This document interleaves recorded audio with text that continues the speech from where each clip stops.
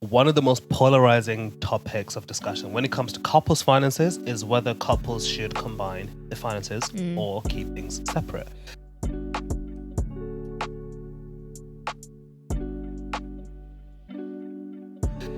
Now, we have combined our finances since kind of the day we got married and moved in together. And so we've been living in that for the last number of years. And it's been great for us. Now, we understand that it is not for everybody, but what we want to do today is to talk to you about the kind of financial decisions that we've been able to make, or the things that we've been able to do when it comes to finances, because we have combined our finances in our marriage and in our relationship. And sure, if you were to ask us, we would definitely say combine your finances in your relationship because it has been beautiful for us. But like I said, we understand it's not for everybody. But hopefully through our discussion today, you can just get some insight into what this might look like for you if you are thinking about combining your finances, the kind of things that you might be able to do in your relationship as well. And if you're also kind of toying with the idea of maybe we would like to try, your relationship is now at that stage where you're thinking, yeah, we've been keeping things separate, but now we want to join our finances.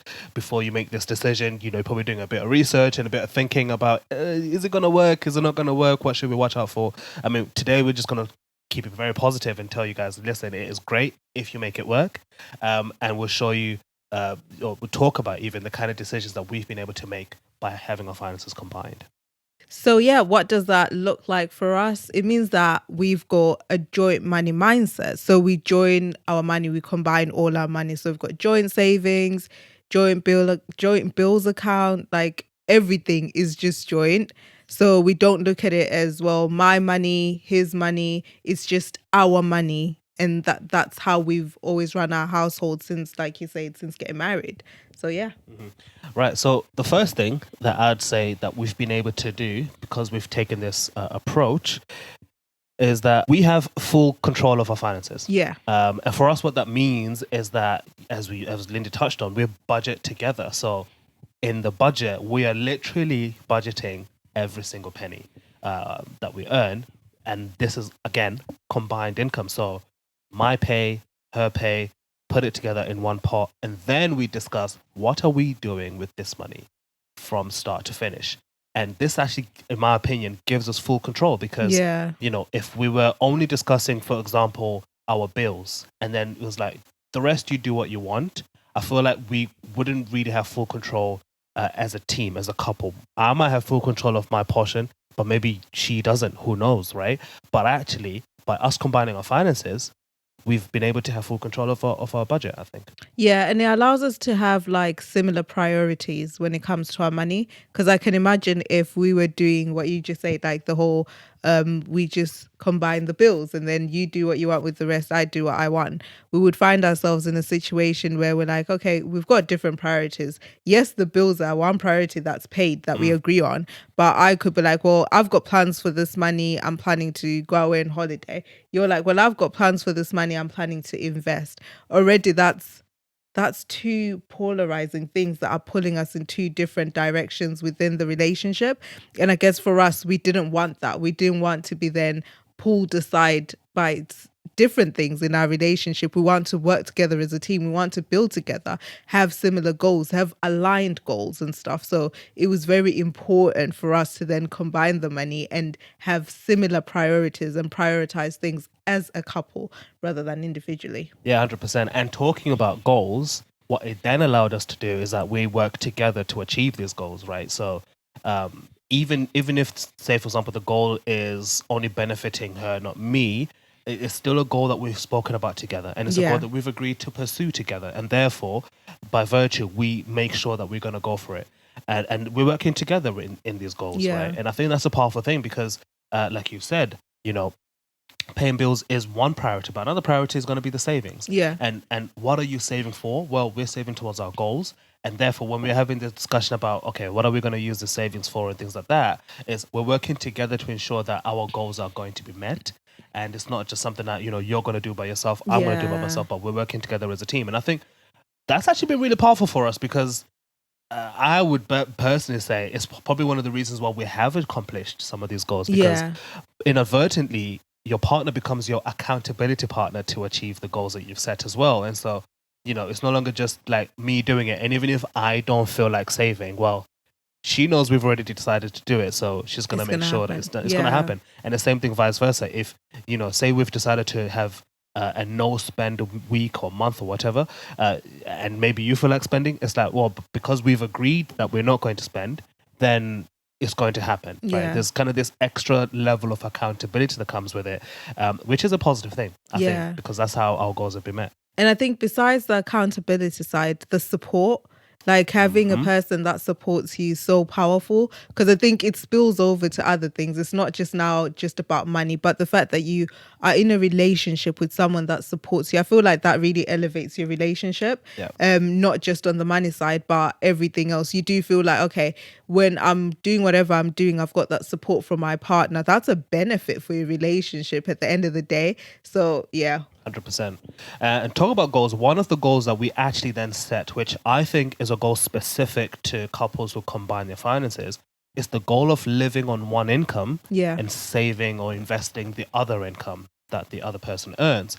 Now, as we said earlier on, for us, combined finances means it's our money, right? Yeah. But I'm still the one getting paid from my employer. She's still the one getting paid from her employer.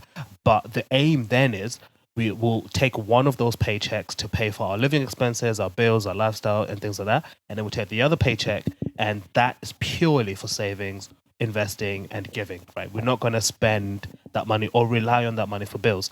Now, we're not there yet. We're working towards that. But that's a goal that I feel that we wouldn't even have the option to go for if we didn't combine our finances. I feel like if we had kept some sort of separation with our finances, then we would always have this need of, okay, both of us need to go to work to ensure that, my portion of the bills are paid and things like that. But the goal for us is that, well, one income source will be what we need to live on, and the other income source, which is the other person's income source, is what we're using to then build our financial future, is what we're using to then build, other things outside of our living expenses. We're not spending both incomes, and we're avoiding a situation where we need both of us to work to survive. Yeah, absolutely. And I feel like that's such a powerful thing that maybe a lot of couples don't really think about. So then you see two incomes as, or you see two salaries as like two incomes. So more money to spend, more money to do other things. But you could really set yourself up really well if you then decide, actually, maybe for the next 3 years, let's just focus on living on one income. You could then even save up for your house deposit. You could be Yeah. saving up, even if you're wanting to be like, no, let's do something that's maybe not as serious as a house deposit, but let's travel. You could set yourselves up for that. Or you could decide, actually, I want to take a month off work. But because over the last 3 years, we've done this thing where we've saved one salary, we're both taking a month off work. We're both going to travel, live life, enjoy type of thing, and just take a break. You're able to do that. So you set yourself up really well by living on one income. But I think sometimes we don't think about it because we think, oh, combining finances, definitely more money to spend. Yeah. Or, it gets a bad reputation because Yeah. people are like, don't trust your partner and things like that. Now, don't get me wrong. We do understand that in some cases, in some relationships, things aren't always as what they seem, Yeah. and things can go sour. But if you are in a healthy relationship and there is a good level of trust, there is a good level of understanding, and you're working together as a team anyway, then this could be something that could be positive for you in that sense. The final thing I will add on to this conversation is that by having combined finances and having this kind of joint income and having one budget that we kind of work together with, it's kind of actually forced us to make sure that we work together as a team with money, and that we're doing things together and not just kind of like, oh, it would be nice for us to be together. But actually, even in the days where we don't even feel like, having money discussions, we have to have them because we know that if we don't talk about it, then it's either not going to get done, it'll be something else that's yet to be done, and things like that, right? Like, I can't make a decision by myself about our money because it is still our Yeah. money. And so it's forced us to actually just work together as a team when it comes to money. And it's probably one of the reasons why we have such an openness when it comes to our finances in our relationship, because we've built this environment and the system that needs the both of us to have an input into it. Absolutely. Because, like you just said, there's no way. I don't think there's anyone out there who would just be like, yeah, let's combine the money, but you just decide what happens with it. I don't think anyone would want to do that because you've worked hard for that money. You really want to have an input or a say on in what happens with the money and stuff. So it's a great way for you guys to work together. But I always believe that the skills that we gain when we're dealing with money, working together, are actually transferable to other parts of the relationship. So then we Definitely. learn to work together when it comes to other things. At the time, it may not seem like it, or you may not really always see it that way. But then you then find yourself like, oh, we're dealing with this other different situation in our relationship. We communicate openly about it. Why? Because we start communicating openly about our finances. Now we're doing the same in other aspects of the relationship. So definitely use those as transferable skills in other parts of your relationship and use that to help you grow as a couple. Yeah. So, if you are early on in your journey of combining your finances, you're on the edge about it, you're feeling a bit nervous about it, we completely understand. And don't get us wrong, it wasn't like this from day one. It took a bit of work, it took practice going over and over again to get to find a way that works for the both of us. Because of the way that I like to do things, the way that Linda likes to do things, and sometimes we have a friction in those two different ways. And so, it takes some work for us to find a way that we both like, yeah, that works for the both of us. And so we just want to encourage you to keep going on this journey. It does get better. And once you hit the sweet spot, trust me, it's like from there, it's like a snowball effect. It just goes downhill and you just continuously compounding on this ability to work together with finances. As Linda said, this is something that will also enhance other aspects of your relationship. Money is one of those really emotional things that if you get this right, you wouldn't be surprised that all of a sudden with other very personal things, such as physical intimacy, politics, faith and belief, you're starting to find ways to work together as a team or even to have healthy discussions about these things in a way that's quite constructive and quite useful in your relationship. Hopefully this has been encouraging to you and also giving you some green flags of what it looks like when you combine your finances with your partner in the right environment, in the right way, and the kind of things that you could do. Now, if you are thinking about it or early on in your relationship and considering going down this path, we'd love to know in the comments. If you are already combined your finances with your partner and it's working really well, we'd love to see more green flags in the comments, so definitely let us know there. It's been such a pleasure talking to you and we can't wait to see you soon.